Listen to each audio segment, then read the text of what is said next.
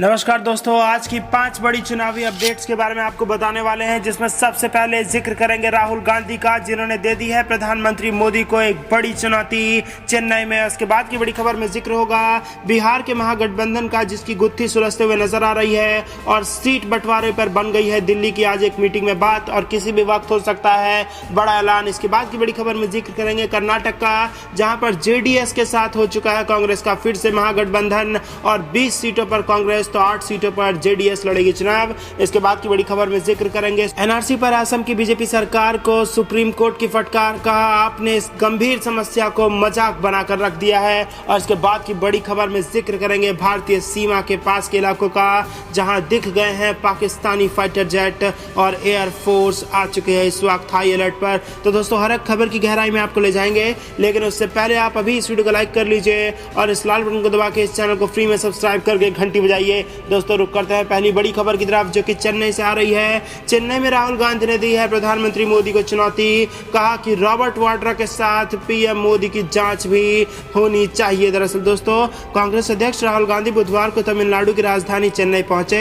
यहां Stella marriage college में एक कार्यक्रम में कांग्रेस अध्यक्ष ने छात्रों से बातचीत की। इस दौरान एक छात्रा ने उनसे रॉबर्ट वाड्रा को लेकर सवाल किया, तो उन्होंने कहा कि देश का कानून सब पर बराबर लागू होता है। कॉलेज छात्रों के साथ इस अनौपचारिक बातचीत के दौरान कांग्रेस अध्यक्ष ने राफेल डील और इसमें हुए कथित भ्रष्टाचार का मुद्दा उठाते हुए कहा कि मैं यह कहने वाला पहला इंसान होऊंगा, रॉबर्ट वाड्रा की जांच करो, लेकिन प्रधानमंत्री मोदी की भी जांच राफेल घोटाले के मुद्दे में होनी चाहिए। इसके साथ ही उन्होंने कहा कि रॉबर्ट वाड्रा पर सरकार को हर कार्यवाही करने का अधिकार है, आपके पास सभी संसाधन हैं, लेकिन क्या कभी पीएम मोदी ने खुद राफेल पर एक शब्द भी बोला है? रॉबर्ट वाड्रा जांच में सहयोग कर रहे हैं, लेकिन पूरा देश जानता है कि पीएम ने राफेल डील में क्या किया है, लेकिन फिर भी उन्होंने चुप्पी साध रखी है। पीएम का नाम सीधे तौर पर राफेल और दसौल्त के पेपर्स में आया है, तो उनकी भी जांच होनी चाहिए।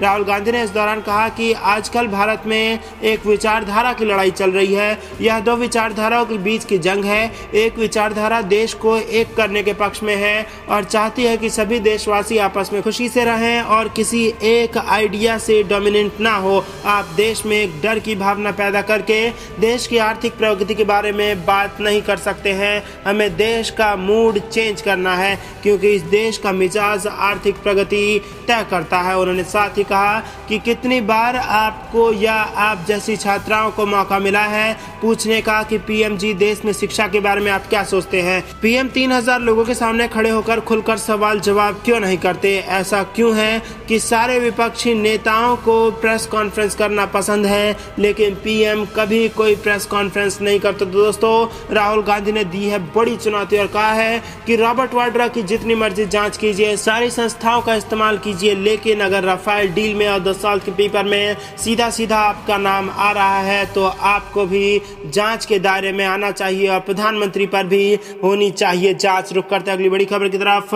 महागठबंधन की बैठक के बाद तेजस्वी वाले सीट बंटवारे पर बन गई है बात और पटना में होगी बड़ी घोषणा। दरअसल दोस्तों, बुधवार को राजधानी दिल्ली में सीट बंटवारे को लेकर महागठबंधन के नेताओं की अहम बैठक हुई। बैठक में तेजस्वी यादव के अलावा जीतन राम मांझी, आरएलएसपी अध्यक्ष उपेंद्र कुशवाहा और कांग्रेस नेता शक्ति सिंह गोहिल समेत महागठबंधन के कई नेता शामिल थे। बैठक के बाद राष्ट्रीय जनता दल नेता तेजस्वी यादव ने संवाददाताओं से कहा कि सीट बंटवारे का फार्मूला तय हो गया है और कांग्रेस अध्यक्ष राहुल गांधी से बात करने के बाद पटना में इसकी घोषणा की जाएगी। उन्होंने कहा कि महागठबंधन में सीट को लेकर अब कोई संशय नहीं है, अब सब कुछ साफ हो चुका है। और दोस्तों, इस वक्त बड़ी खबर बिहार की राजनीति से आ रही है, जहां पर महागठबंधन की बैठक के बाद सुलझ गया है सीट बंटवारे का मामला और हो सकता है पटना में किसी भी वक्त राहुल गांधी से मुलाकात के बाद एक बड़ा ऐलान। रुक करता है अगली बड़ी खबर की तरफ, जो कि कर्नाटक से आ रही है। कर्नाटक में भी हो गया है कांग्रेस पार्टी का बड़ा गठबंधन, 20 सीटों पर कांग्रेस तो 8 सीटों पर जेडीएस लड़ेगी लोकसभा का चुनाव। दरअसल दोस्तों, कर्नाटक की कांग्रेस जनता दल सेक्युलर गठबंधन ने आगामी लोकसभा चुनाव के लिए सीटों का बंटवारा कर लिया है।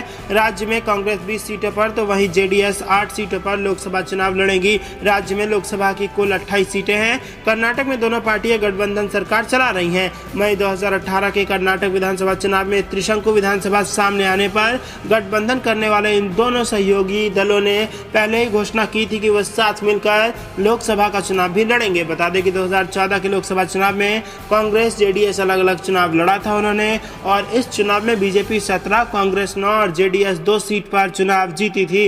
अब 2019 के चुनाव में कांग्रेस जेडीएस गठबंधन साथ लड़ेगा और गठबंधन का मुकाबला बीजेपी से है, यानी कि बीजेपी पूरे दमखम से मैदान में है और उसके खिलाफ इस वक्त कांग्रेस और जेडीएस का महागठबंधन कर्नाटक में चुनौती देने को तैयार है। रुक करते हैं अगली बड़ी खबर की तरफ। एनआरसी पर असम की बीजेपी सरकार को सुप्रीम कोर्ट की फटकार, कहा आपने इस गंभीर समस्या को मजाक बनाकर रख दिया है। दरअसल दोस्तों, सुप्रीम कोर्ट ने अवैध प्रवासियों के मामले पर असम सरकार को कड़ी फटकार लगाई है। बुधवार को इस मसले पर सुनवाई करते हुए कोर्ट ने कहा कि राज्य सरकार इस विवाद को गंभीरता से नहीं ले रही है। कोर्ट ने असम की बीजेपी सरकार से नाराजगी जताते हुए कहा कि आपने इस गंभीर समस्या को मजाक बनाकर रखा है। अदालत ने 27 मार्च को इस संबंध में हलफनामे पर विस्तृत विवरण दाखिल करने का निर्देश दिया है। अवैध प्रवासियों की समस्या पर 2005 के एक आदेश का हवाला देते हुए सुप्रीम कोर्ट ने कहा कि आपको अदालत द्वारा दिए गए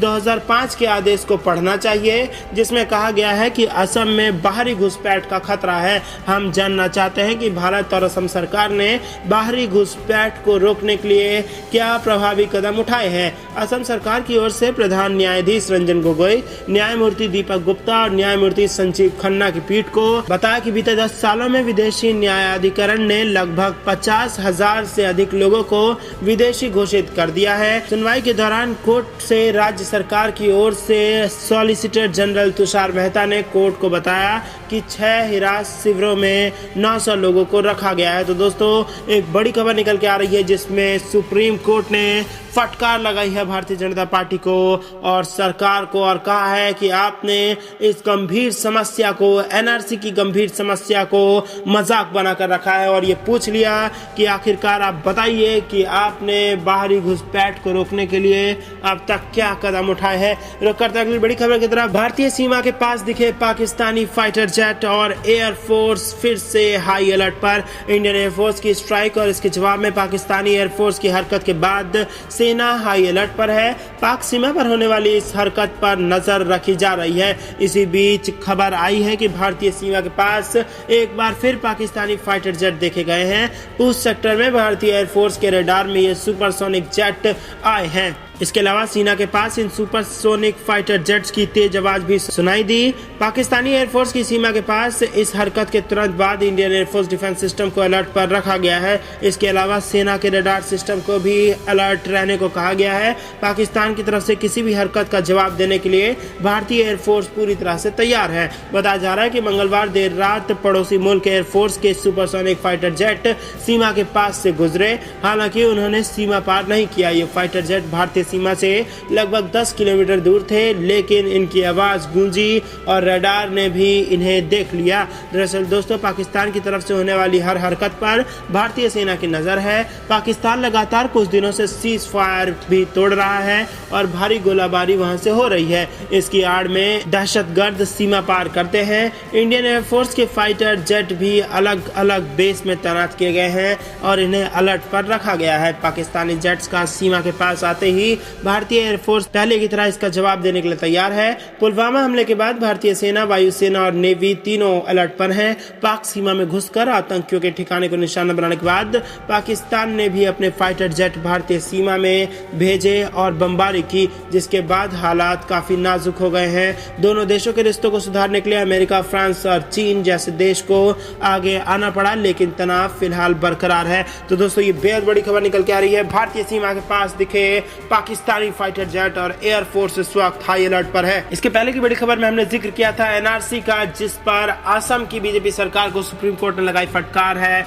और कहा है कि आप इस गंभीर समस्या को मजाक बना रहे हैं। और इसके पहले की बड़ी खबर में जिक्र किया था हमने कर्नाटक का, जहां पर जेडीएस के साथ कांग्रेस का फिर से हो गया गठबंधन। 20 सीटों पर लड़ेगी कांग्रेस, तो वहीं 8 सीटों पर जेडीएस चुनाव लड़ेगी। इसके पहले की बड़ी खबर में हमने जिक्र किया था बिहार के महागठबंधन का, जहां पर सीट शेयरिंग की गुत्थी सुलझ सकती है और किसी भी वक्त राहुल गांधी से मुलाकात के बाद पटना की गांधी मैदान में या फिर पटना की रैलियों में हो सकता है बेहद बड़ा ऐलान। और इसके पहले सबसे बड़ी खबर में हमने आपको बताया था कि चेन्नई में राहुल गांधी ने दे दी है सरकार को चुनौती, रॉबर्ट वाड्रा के साथ पीएम मोदी जी की भी जांच करो, सारी संस्थाओं का इस्तेमाल करो और दूध का दूध पानी का पानी कर दो, क्योंकि राफेल के मामले को एक बार फिर से कांग्रेस पार्टी दमखम के साथ 2019 का चुनावी मुद्दा बनाने के लिए तैयार है। तो दोस्तों, हर एक खबर के बारे में हमने आपको बताया। अब हर एक खबर में आप हमें अपनी राय जरूर बताइए। अंत तक बने रहने के लिए आप सभी का बहुत बहुत धन्यवाद। देख रहे थे आपका अपना चैनल द पॉलिटिकल क्रांति। जय हिंद, जय भारत।